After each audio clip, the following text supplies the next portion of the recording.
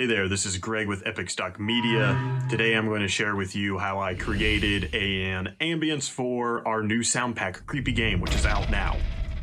When I come in to explain this, not only going to show you all the different layers and how I affected each layer, but I'm also going to kind of share some headspace information with you, like where was my mind when I was creating this, what environment I was thinking about, but also potentially how you might want to go about using it in your game. So let's jump into Reaper and let me start showing you how I did this. All right, now that we are in Reaper, let me preface this before we get going that I really recommend you have headphones on for this. With that said, let's take a look at the ambience just on its own by itself. Might be much louder than how you would have it in your game, but let's check this out.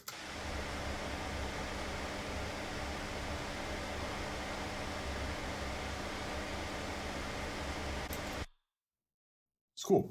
Some nice little small subtleties in there, things to kind of just be a little uneasy is the way that I would go for. So with that out of the way, let's take a look at the very first layer here. So in this very first layer, it is just some room hum, just no effects on it even. It's just turned down, that's it.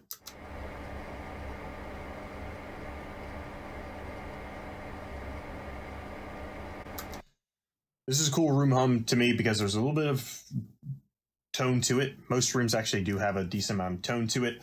But there's also some kind of scratchiness, and there's like a rattle in it, which is really cool. Just helps add to the overall, vibe that we're going for here. Just something unsettling. Then along with that, very, very quietly, I have some random noise playing.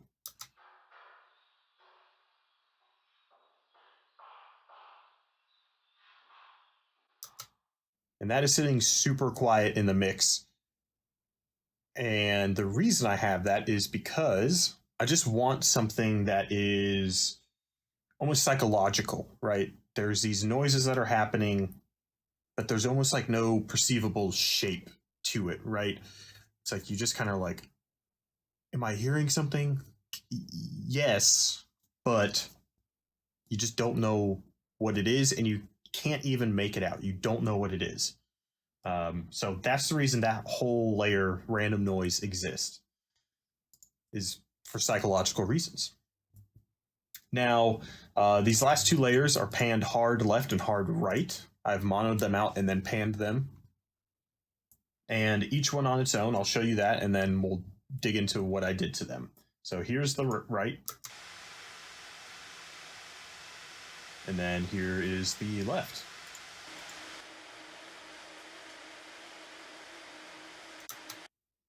So what I did with the right channel was just put some phaser on it. The phaser is super, super subtle, almost unperceivable. I'll play it and kind of A/B it, and so you can hear what it sounds like. This is currently with it on. Now with it off. Now with it on.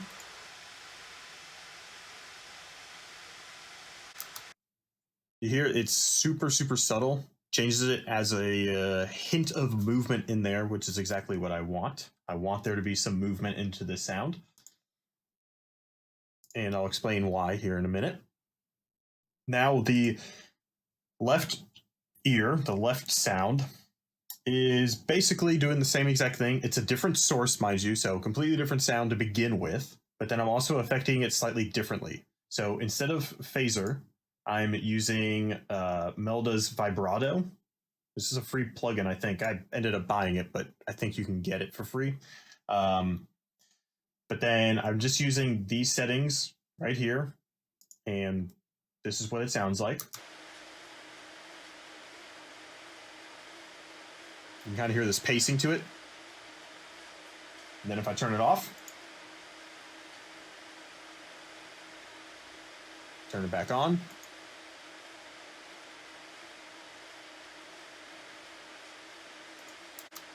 So even that one is very subtle, but it adds a chug to it a little bit. So now let's take a look at all of these sounds and how at least I would go about creating like an environment in a game using this ambience. And I'm going to toss in a few other sounds from the pack, like creaky wood and somebody laughing in a distant room. And this should give you a sense of maybe one way to use it. So let me turn it down to like normal levels here, and then let's check this out.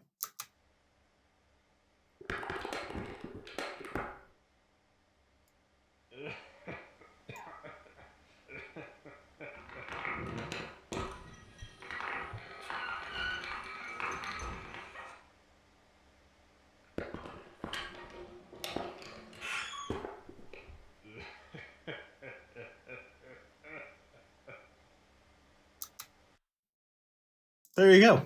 Not too shabby. Let's talk about some ideas real quick. I think I briefly mentioned it, but the whole idea behind this sound is to not be dramatic. I personally am not the biggest fan of very greatly toned or musically driven ambiences in games. And that is why I kind of, this is one ambience, by the way, in the pack. But that's why I gravitated towards making at least one ambience like this. Is just sort of uneasiness, this uncomfortable silence, if you will, where it's not actually silent, but it just feels uncomfortable. So that's why I went with this one. References that I took were from games like Visage and PT. What I noticed when I was kind of doing some research on this type of sound, this I did quite a while back, but something big that I noticed was that if you got to a point where there was nothing happening, there's no musical elements, there's no tonal ambience playing, it is just room noise, it almost seemed that they had this room noise, but then in the ears, they had movement different. One ear had one style of movement, the other one had another one, and it just felt so uneven, which uneased me even more. And then you toss in those kind of like environmental sweeteners like floors creaking, things like that to kind of like make you look around and stuff and, you know, be more uneasy even further. But the silence was uneasy. Not that it was true silence, but you know what I'm saying? It's like when you're just standing still, nothing's happening, and you're still uneased, that's probably because of something like this. That is it for this video. I hope that you learned something. First and foremost, that is what this video is I hope that it taught you something, but I also hope that it maybe just gave you an idea of, you know, something that you can use for your own future game, anything like that. But otherwise, if you enjoyed any of the audio that you heard in this video, definitely go check out the Creepy Game Pack over at epicstockmedia.com.